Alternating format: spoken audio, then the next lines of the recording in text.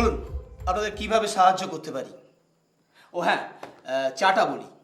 না না, সেটার আর দরকার নেই, ধন্যবাদ। তা আপনি তো খুব সুন্দর বাংলা বলেন দেখছি। মুকেশ বাবু, আমাদের 3 পুরুষ কলকাতায় এতদিন ধরে বাস করছি, আর ভালোভাবে বাংলা বলতে পারবো না? হ্যাঁ তা বটে। তা রাখাল, হ্যাঁ তুমি তোমার কাজটা এবার শুরু করে দাও। হ্যাঁ রতনলালজি, গঙ্গাপদ চৌধুরী আপনার এখানে কাজ করে? হ্যাঁ, সে কি কাজ করে? সে ইলেকট্রিক ফার্নেস মেল্টার। সেটা কাকে বলে? আজকাল আমাদের ওই ইলেকট্রিক ফার্নেসে লোহা গলানো হয়, তা যে লোক এই কাজ করে তাকে ওই ইলেকট্রিক ফার্নেস মেল্টার বলে। আর গঙ্গাপদ হচ্ছে আমার সর্দার মেল্টার। ও আচ্ছা। সে ছুটিতে গেছে বলে আমার খুব অসুবিধে হচ্ছে। অবশ্য 2জন অ্যাসিস্ট্যান্টকে দিয়ে গেছে, তাই তাদের দিয়ে নিয়ে কাজ চালিয়ে নিচ্ছি। একটা কথা কি জানেন মুকেশবাবু, আমাদের দেশে না ভালো মেল্টার নেই। যে 2-4 জন আছে তাদের মধ্যে গঙ্গাপদ কিন্তু একজন। হুম, তাই নাকি? তা সে হঠাৎ ছুটি নিল কেন? তার 1 মাস ছুটি পাওনা হয়েছিল। মনে হচ্ছে ও বলেছিল ভারত ভ্রমণে যাবে। ওই যে আজকাল সব বিশেষ ট্রেন বেরিয়েছে না, সারা ভারত ঘুরিয়ে দেখায়। আচ্ছা, ওর আত্মীয় স্বজন কেউ নেই? আত্মীয় স্বজন কেউ আছে কিনা আমার জানা নেই, তবে ও তো একলা থাকতো। হুম, আচ্ছা, ওর স্বভাব চরিত্র কীরকম ছিল? ওর খুব বুদ্ধিশুদ্ধি আছে, খুব কাজের লোক, কিন্তু হুঁশিয়ার। আচ্ছা মিস্টার কাপাডিয়া, হ্যাঁ। ওই গঙ্গাপদ বাবুর কি কোনো গোপন শত্রু ছিল, আপনি কিছু জানেন? শত্রু? হ্যাঁ। ওর কোনো শত্রু ছিল কিনা সেটা আমার জানা নেই। ও হ্যাঁ, মনে পড়েছে, তবে ওর একজনের সঙ্গে খুব খিটিমিটি হতো, কিন্তু সেও তো এখন জেলে।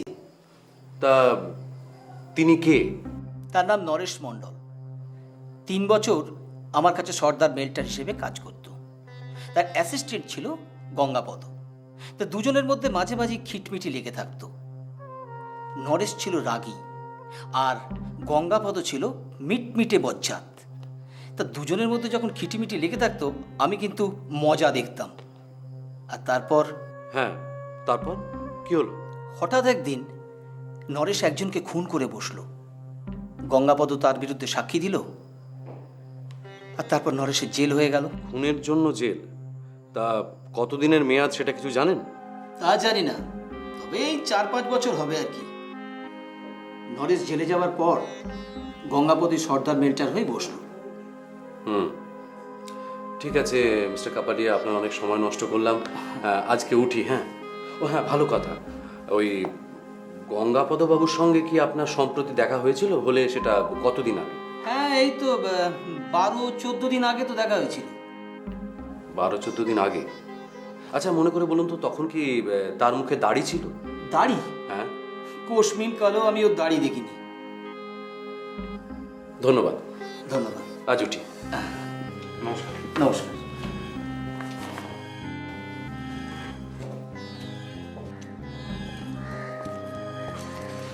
হ্যাঁ, এরপর? এরপর আর কি, অন্ধকারে হাতড়ে বেড়ানো ছাড়া আর তো কোনো কাজ নেই। তবে হ্যাঁ রাখাল, একটা কাজ কিন্তু করা যেতে পারে জানো। কি কাজ? মানে নরেশ মণ্ডল তো 3-4 বছর আগে খুন করে জেলে গিয়েছিল। তুমি একটু চেষ্টা করে যদি ওই আদালতের দপ্তর থেকে দলিলপত্রগুলো বার করতে পারো। হ্যাঁ, তা হয়তো পারবো, কিন্তু আহা, আবার কিন্তু কি? আরে বাবা, অন্তত হাকিমের রায়টা যদি বের করতে পারো তাহলেও তো সেটা পড়ে একটা কিছু হদিশ করতে পারি নাকি? হ্যাঁ হ্যাঁ, সেটা অবশ্যই আমি বার করতে পারবো। অগত্যা নেই কাজ তো খই ভাজ। কাল আপনি খবর পাবেন। বেশ, চলো।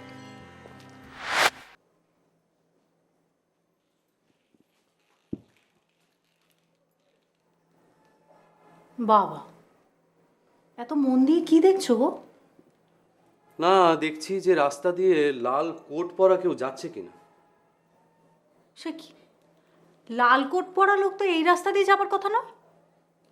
লাল কোট পরা লোক তো গঙ্গাপদ চৌধুরীর বাড়ির সামনের রাস্তা দিয়ে যাবার কথা।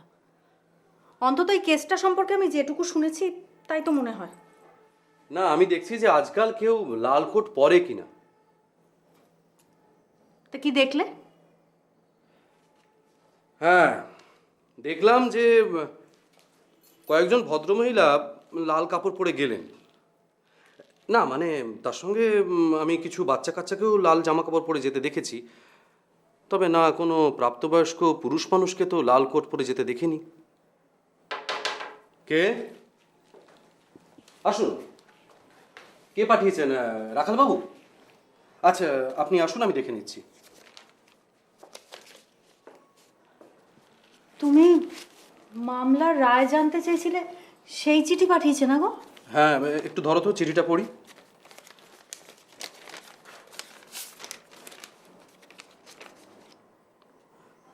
ব্যোমকেশদা, মামলার রায় পেয়েছি।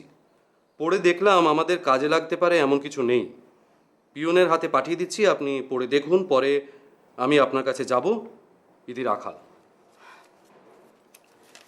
চা খাবে? না, এখন চা খাবো না, আগে রায়টা পড়ছি, তুমি শোনো, দেখি কি লেখা আছে। পড়ো। এ বাবা, কি লেখা! আসামি নরেশ মণ্ডল, বয়স 39, scrap iron and steel factory limited নামক লোহার কারখানায় কাজ করে। অপরাধ, রাস্তায় একজন ভিখিরিকে খুন করেছে। পিনাল কোডের 304/323 ধারা অনুযায়ী দায়রা সোপর্দ হয়েছে। আরে বাবা, আসল ব্যাপারটা পড়ো না, এগুলো তো জানা কথা। মেয়ে মানুষের না ধৈর্য বড় কম। পড়ছি, শোনো না, সেই জায়গাটা এসে গেছি। প্রধান সাক্ষী গঙ্গাপদ চৌধুরী এবং অন্যান্য সাক্ষীর এজাহার থেকে জানা যায় যে আসামি অত্যন্ত বদরাগী ও ঝগড়াটে। ঘটনার দিন বিকেল আন্দাজ 5টার সময় আসামি নরেশ মণ্ডল ও সাক্ষী গঙ্গাপদ চৌধুরী একসঙ্গে কর্মস্থল হইতে বাড়ি ফিরছিল। দুজনে পূর্বোক্ত লোহার কারখানায় কাজ করে। গঙ্গাপদ চৌধুরী নরেশ মণ্ডলের সহকারী। অনেক দিন ধরে লক্ষ্য করছি, কিন্তু অনেক দিন ধরে লক্ষ্য করছি। এই শোন, আমি তোকে একটা কথা বলে দিচ্ছি, এই বদমাইশিগুলো বন্ধ কর বলে দিলাম। না, রতনলালের কাছে যদি তুমি ফের আমার নামে চুগলি করেছো, আমি কিন্তু তোকে ছেড়ে কথা বলবো না। আমি হ্যাঁ, তুমি তুমি তুমি না না, তুমি কি কার কথা কি? তোমার অ্যাসিস্ট্যান্ট তোমার একটা কথা বললো আর তুমি অমনি বিশ্বাস করে ফেললে। তুমি বড্ড কান পাতলা। আমি কি জানি না যে বড় পিরিতি বালির পান? এই চুপ! বড় বড় কথা হচ্ছে না। এর আগের বার যখন রতনলাল আমাকে তাড়িয়ে দিয়েছিল, তার পেছনে তোর হাত ছিল। হ্যাঁ, তোর হাত ছিল। আমি কিছু বুঝি না ভেবেছো না? এই শোন, রতনলাল তোকেও ভালোবাসে না, আমাকেও ভালোবাসে না। ও কাজ চায়, কাজ। হ্যাঁ, কাজ। আজ আমার পেছনে তোকে লাগিয়ে দিচ্ছে, তো এরপরে দেখবি অন্য কাউকে তোর পেছনে লাগিয়ে দিচ্ছে। আমি তোমাকে একটা কথা বলে দিলাম, আমার পেছনে লাগতে এসো না, এসব চুকলি কাটা বন্ধ করো। আমি কিন্তু তোমায় ছেড়ে কথা বলবো না, বলে দিলাম। আচ্ছা, কি আশ্চর্য, রাস্তার মধ্যে যদি চলতে চলতে তুমি সবসময় ঝগড়া করো, তো তুমি ওর সঙ্গে রাস্তা চলা তো মুশকিল। কে বলেছে তোকে আমার সঙ্গে রাস্তা চলতে? চল, তা চলছে আমার সঙ্গে। বাবু বাবু বাবু, একটা টাকা দাও না বাবু, একটা টাকা দাও বাবু। তখন থেকে এটুলির মতো লেগে রয়েছে পেছনে। একটা টাকা দাও বাবু, তোমার ভালো হবে বাবু, তোমার ভালো হবে, তোমার ভালো হবে। একটা টাকা দাও বাবু, নে, একটা টাকা। হ্যাঁ,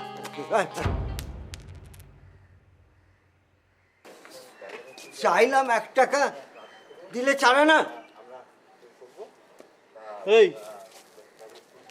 পয়সাটা তোল, তোল পয়সাটা। পয়সা এই পয়সা তুলবি না? না, পয়সাটা তোল, তোল, তোল পয়সা।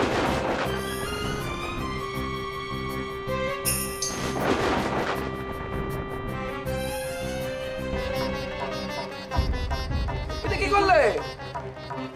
আরে তো পড়ে গেছে বলে মনে হচ্ছে। হ্যাঁ, কিচ্ছু বুঝা যাচ্ছে না। পুলিশে খবর দিতে হয়। হ্যাঁ, না না, পুলিশ টুলিশ কেন? একটা ডাক্তার যদি এইভাবে কি কেউ মারে? এইভাবে কেউ মারে? একটা দেখুন না, একটা ডাক্তার দেখি তাহলে একটা ডাক্তার ডেকে নিয়ে আসি, চলুন তো দেখি। আপনি তাহলে এখানে থাকুন, আমরা ডাক্তার ডেকে নিয়ে আসি। আমরা দেখি কিছু ব্যবস্থা পাই যায় কিনা। সামনে যদি কোনো ডাক্তার পাই, ডেকে নিয়ে আসছি এক্ষুনি। হ্যাঁ আপনি এখান থেকে দেখবেন। দেখবেন। হ্যাঁ,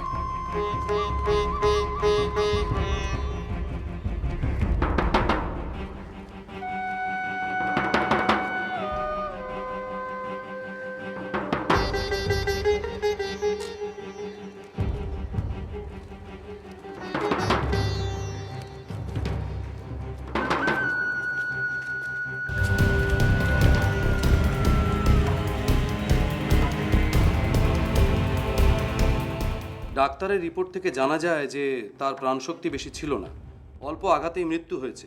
ইতিমধ্যে যারা নরেশকে চর মারতে দেখেছিল তারা পুলিশে খবর দেয়। পুলিশ নরেশের বাড়িতে গিয়ে তাকে গ্রেপ্তার করে। তারপর? পুলিশের পক্ষে এই মামলায় যারা সাক্ষী দিয়েছে তারা সকলেই নিরপেক্ষ, কেবল গঙ্গাপদ ছাড়া। আসামি অপরাধ অস্বীকার করেছে, তার বক্তব্য গঙ্গাপদ তার শত্রু, তাকে সরিয়ে কাজের জায়গায় তার স্থান নিতে চায়, তাই সে মিথ্যে মামলা সাজিয়ে তাকে ফাঁসিয়েছে।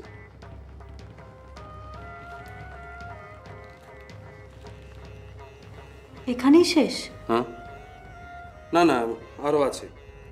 এ কথা সত্যি যে সাক্ষী গঙ্গাপদ নিঃস্বার্থ ব্যক্তি নন, কিন্তু অন্য সাক্ষীদের সঙ্গে তার এজাহার মিলিয়ে দেখলে স্পষ্টই মনে হয় যে গঙ্গাপদ সাক্ষ্য মিথ্যে নয়। এ অবস্থায় আসামিকে দোষী সাব্যস্ত করে অনিচ্ছাকৃত হত্যার জন্য 304 ধারা অনুসারে 3 বছর সশ্রম কারাদণ্ড ধার্য হল।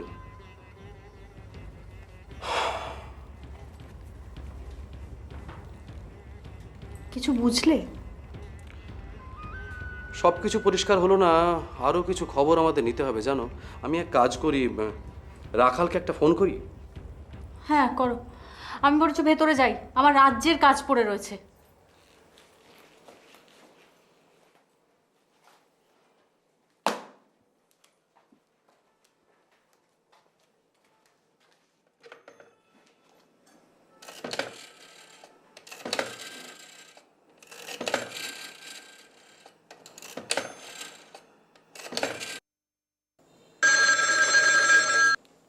হ্যালো। হ্যাঁ রাখাল, আমি ব্যোমকেশ বলছি।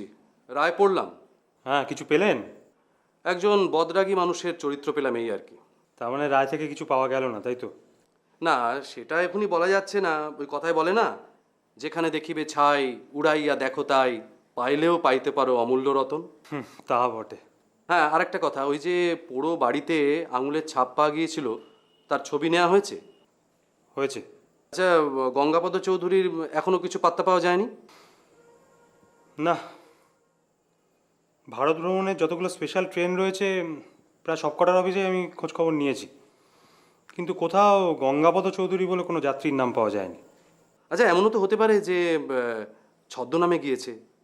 হতেও পারে, আবার এমন হতে পারে হয়তো যায়নি, কলকাতাতেই কোথাও ঘাপটি মেরে বসে রয়েছে। বেশ, আর নতুন কোনো খবর আছে? হ্যাঁ আছে, এইমাত্র মিরাট থেকে তার এসেছে। আমাদের অশোক মাইতি একেবারে খাঁটি মিরাটের লোক, সেখানে কোনো জাল চচ্চুরি নেই। বেশ, এটা ভালো। আর কিছু? না, আর বিশেষ কিছু নয়, কিন্তু ব্যোমকেশদা এখন আমাদের কর্তব্য কি? কর্তব্য যে ঠিক কি সেটা আমি নিজেই বুঝতে পারছি না। তবে হ্যাঁ, ভালো কথা, ওই নরেশ মণ্ডলের ওই জেল থেকে বেরোনোর মেয়াদটা ফুরিয়ে আসছে। তুমি একটু খোঁজ নিতে পারো যে সে বেরিয়েছে কিনা? হ্যাঁ, জানা যাবে, কাল সকালে খবরটা পাবেন। বেশ, তাহলে এখন রাখছি। হ্যাঁ,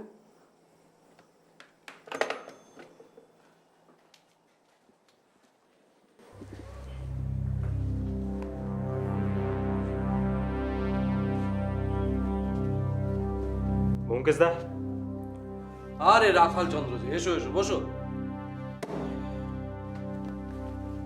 তারপর? তারপর আর কি, ব্যাপার কিন্তু গুরুতর। কেন? খবর পেলাম যে নরেশ মণ্ডল মাস দেড়েক আগে জেল থেকে ছাড়া পেয়েছে। জেলে বোধহয় ভালো ছেলে চেয়েছিল, তাই জন্যে কিছুদিনের শাস্তি মকুব হয়েছে। বেশ, তা জেল থেকে ছাড়া পেয়ে কোথায় গেছে কিছু সন্ধান পেয়েছো?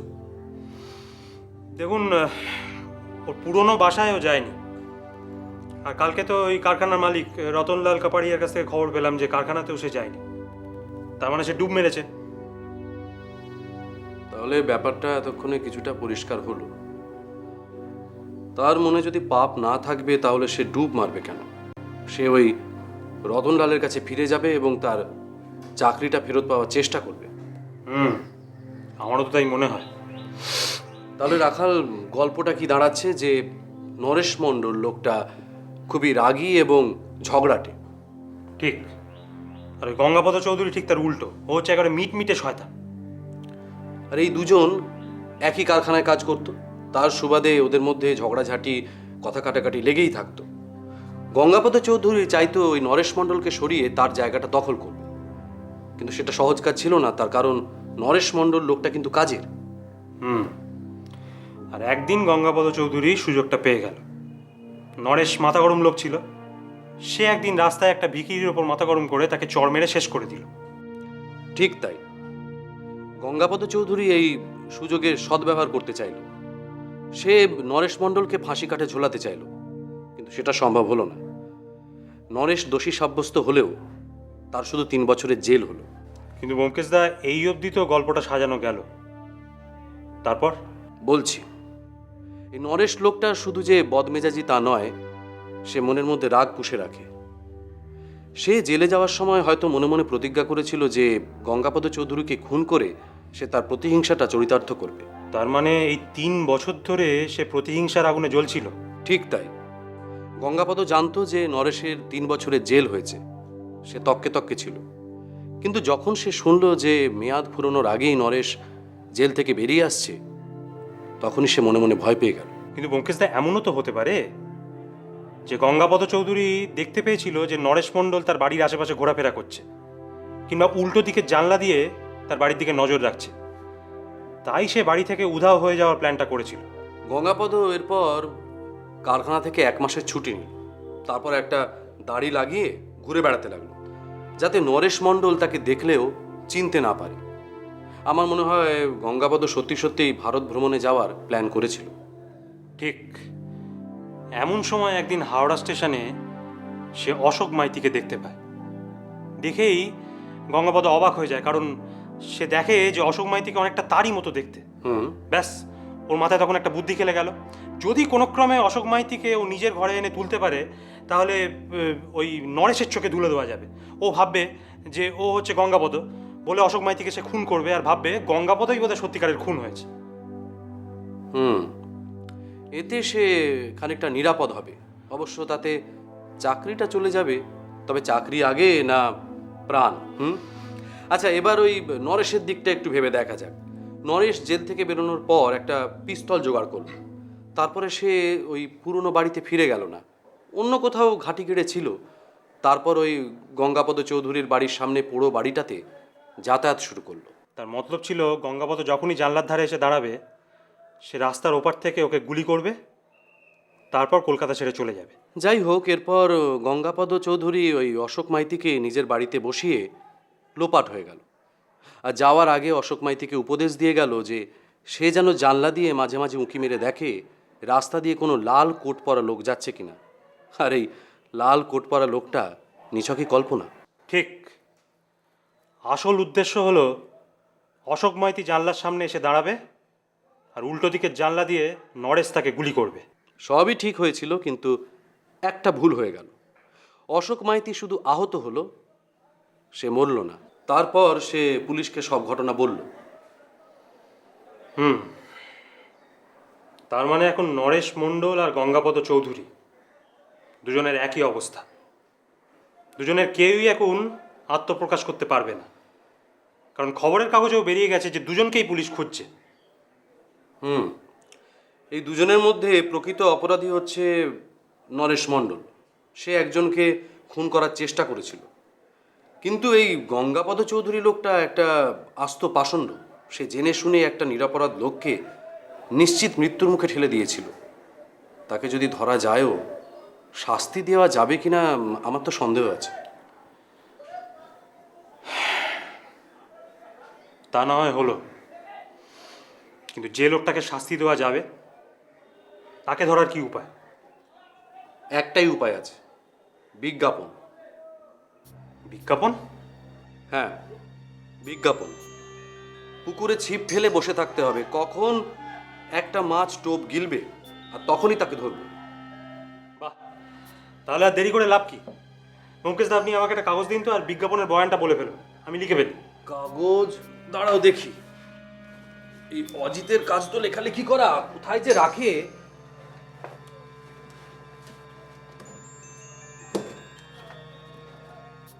কাগজ তো কোথাও পাচ্ছি না। সে কি, তাহলে তো না না না, পেয়েছি পেয়েছি। ও, ধরো। আর পেনটা? পেন আমার কাছে আছে। আছে? বাহ, বলুন। লেখো। হ্যাঁ, ওটা নিয়ে নাও। Bombay steel Bombay steel foundry limited. Foundry limited. Limited. আমরা আমাদের বোম্বের কারখানার জন্য আমরা আমাদের বোম্বের কারখানার জন্য একজন অভিজ্ঞ ইলেকট্রিক মেল্টার চাই। অভিজ্ঞ ইলেকট্রিক মেল্টার চাই। Electric melter melter electric melter চাই। চাই। বেতন 2500 টাকা। বেতন 2500 টাকা। হ্যাঁ, ঠিক আছে, ব্যাস। আর কিছু না। আচ্ছা, কিন্তু সবই তো হলো, আমাদের একটা অফিস ঘর দরকার তো। হ্যাঁ, সে তো বটেই। হ্যাঁ, তুমি এক কাজ করো, ওই গড়িয়াহাট বাজারের কাছে তুমি একটা ঘর ভাড়া করে নাও, বুঝলে? সেখানে তুমি আর আমি ওই কয়েকদিন ধরে 10টা থেকে 5টা বসবো। ও হ্যাঁ, একটা বিহারের ব্যবস্থাও রেখো। আচ্ছা, বেশ, তাই হবে। কিন্তু মুকেশদা, এই আমরা যে বিজ্ঞাপন দিচ্ছি সেটা পড়ে যদি সে আসে তখন আমরা কি করব? বোতাম বোতাম মানে তোমার টেবিলের নিচে একটা গুপ্ত বোতামের ব্যবস্থা থাকবে। ও, তুমি সেটা পা দিয়ে টিপলেই তোমার বাইরে যারা সাঙ্গপাঙ্গ থাকবে তারা বুঝতে পারবে যে এখন যে ঘর থেকে লোকটা বেরোবে সেই লোকটাকে ফলো করতে হবে। আচ্ছা, তার কারণ অ্যারেস্ট করার আগে লোকটাকে ফলো করে তার বাড়ির প্রকৃত ঠিকানাটা আমাদের জানতে হবে। আমার ধারণা তার বাড়িতে পিস্তল পাওয়া গেলেও যেতে পারে। ঠিক বলেছেন। তাহলে আর দেরি করে লাভ নেই, আমি এখন আসি। এসো। আচ্ছা।